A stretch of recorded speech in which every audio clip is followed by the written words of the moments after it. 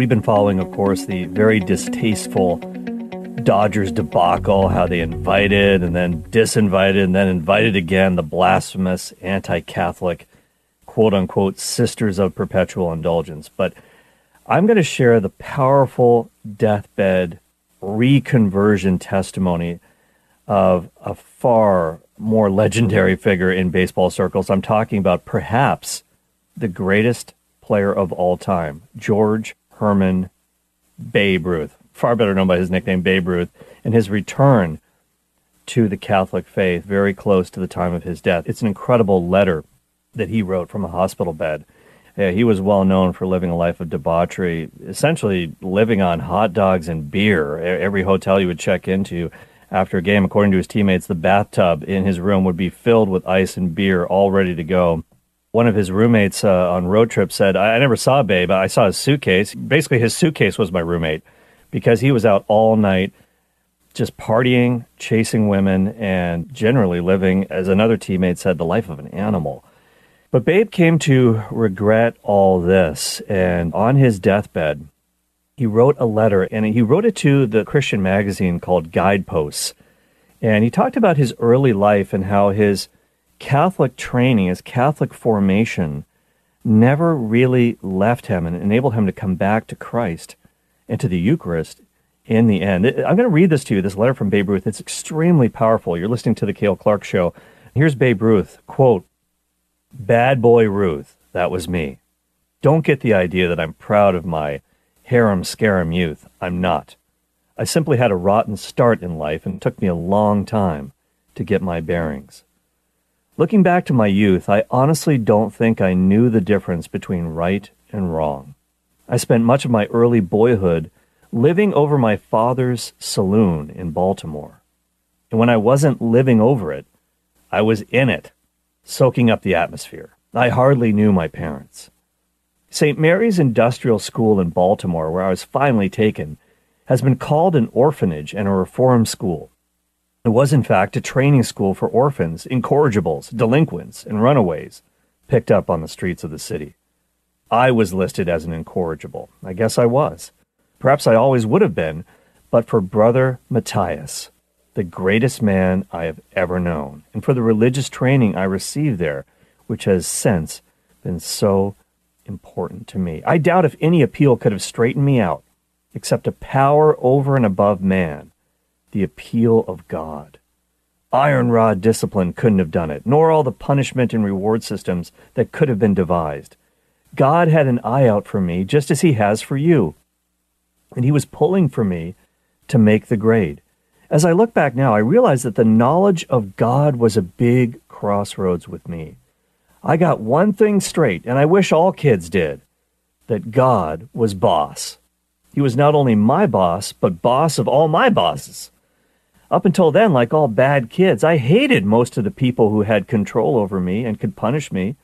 I began to see that I had a higher person to reckon with, who never changed, whereas my earthly authorities changed from year to year. Those who bossed me around had the same self-battles. They, like me, had to account to God. I also realized that God was not only just, but merciful.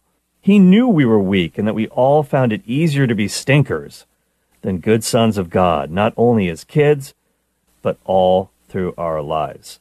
And I love the turn of phrase, too. We found it easier to be stinkers. I mean, who talks like that anymore? I love it. Babe Ruth continues, quote, "That clear picture, I'm sure, would be important to any kid who hates a teacher or resents a person in charge. This picture of my relationship to man and God was what helped relieve me of bitterness and rancor and a desire to get even. I've seen a great number of he-men in my baseball career, but never one equal to Brother Matthias. He stood 6'6" and weighed 250 pounds. It was all muscle. He could have been successful at anything he wanted to in life, and he chose the church. It was he who introduced me to baseball. Very early, he noticed that I had some natural talent for throwing and catching. He used to back me into a corner of the big baseball yard at St. Mary's, and he would bunt a baseball to me every hour, all hour long, correcting mistakes I made with my hands and my feet. I'll never forget the first time I saw him hit a baseball.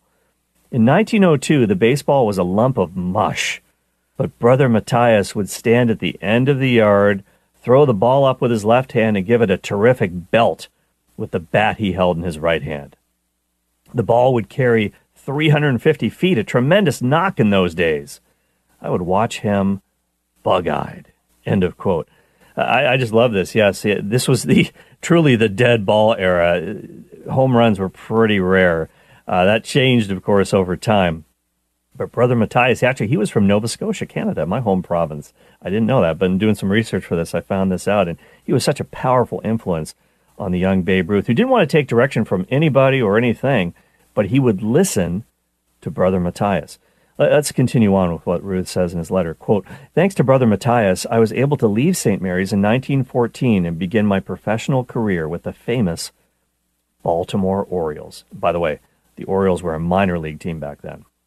Ruth continues, quote, "Out on my own, free from the rigid rules of a religious school, boy, did it go to my head. I really began to cut capers. I strayed from the church, but I don't think I forgot my religious training. I just overlooked it.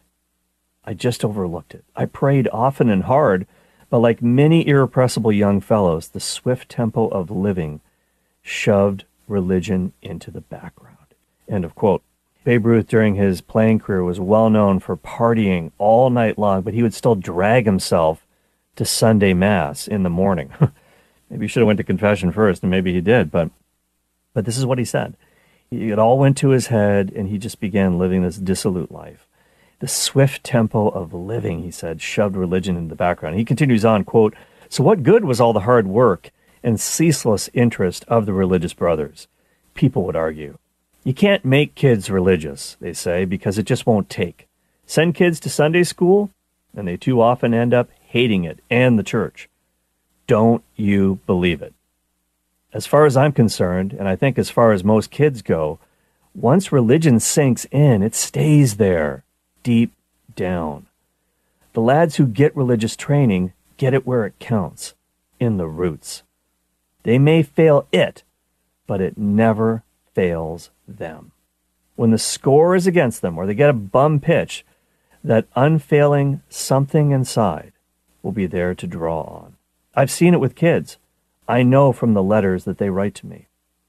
The more I think of it, the more important I feel it is to give kids the works, quote unquote, as far as religion is concerned. They'll never want to be holy. They'll act tough in contrast, but somewhere inside will be a solid little chapel. It may get dusty from neglect, but the time will come when the door will be opened with much relief. But the kids can't take it if we don't give it to them. I've been criticized as often as I've been praised for my activities with kids on the grounds that what I did was for publicity. Well, criticism doesn't matter. I never forgot where I came from. Every dirty-faced kid I see is another potentially useful citizen. No one knew better than I what it meant not to have your own home, a backyard, your own kitchen, your own icebox. That's why all through the years, even when the big money was rolling in, I'd never forget St. Mary's, Brother Matthias, and the boys I left behind. I kept going back. End of quote.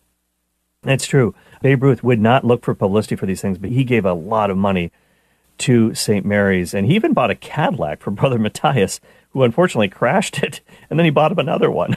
He would often visit hospitals and visit children, and he didn't want this activity to be publicized at all. Let's get back to Babe Ruth's deathbed letter. Quote, "As I look back on those moments when I let the kids down," he's talking about his dissolute lifestyle there. "As I look back on those moments when I let the kids down, they were my worst. I guess I was so anxious to enjoy life to the fullest that I forgot the rules or ignored them. Once in a while you can get away with it, but not for long. When I broke training, the effects were felt by myself and the ball team, and even by the fans. While I drifted away from the church, I did have my own altar, if you will, a big window in my New York apartment overlooking the city lights. Often I would kneel before that window and say my prayers. I would feel quite humble then. I'd ask God to help me, not make such a big fool of myself, and pray that I'd measure up to what he expected of me. In December of 1946, Babe Ruth continues, I was in French Hospital, New York, facing a serious operation. Paul Carey, one of my oldest and closest friends, was by my bedside one night. He said, "They're going to operate in the morning, babe. Don't you think that you ought to put your house in order?" I didn't dodge the long, challenging look in his eyes. I knew what he meant. For the first time, I realized that death might strike me out. I nodded, and Paul got up and called in a Catholic chaplain, a priest, and I made a full confession. "I'll return in the morning and give you Holy Communion," the priest said, "but you don't have to fast." And back then, there was an all-night fast required before a communion in the morning. Babe Ruth said, "I'll fast." He said, "I didn't even have a drop of water." It continues, quote, "As I lay in my bed that evening, I thought to myself, what a comforting feeling to be free from fear and worries. I now could simply turn them over to God. And later on, my wife brought me a letter from a little kid in Jersey City. "Dear babe," he wrote, "everybody in the 7th grade class is pulling for you and praying for you. I'm enclosing a medal, which if you wear will make you better. Signed, your pal, Mike Quinlan. P.S. I know that this will be your 61st homer. You'll hit it." Babe Ruth continues, "I asked them to pin the miraculous medal of Our Lady to my pajama coat, and I've worn the medal constantly ever since. I'll wear it to my grave." End of quote. Wow, that is a stirring, powerful last testimony from Babe Ruth. So many things that kind of makes me think about the power of a true friend, his friend Paul, and how he said, "Babe, you really might want to think about getting your house in order." Asking him that question, bringing our friends to confession is one of the best things that we could ever possibly do for them. And he listened to him. He actually listened to him. And there's so many other things we could think about. Hope for kids who are away from the faith. And I really love what Babe Ruth said in that letter. He said, don't shy away from catechizing kids. Don't let them make the choice for themselves. When they grow up, they'll decide whether they want to be Catholic or not. No. Give them the truth. And he basically said, look, as long as you've given them the fundamentals, you've done your job. He said, they may leave the faith, but the faith will never leave them. God will never leave them. He'll never leave us. Sometimes we walk away from him. We always do. But God is always there.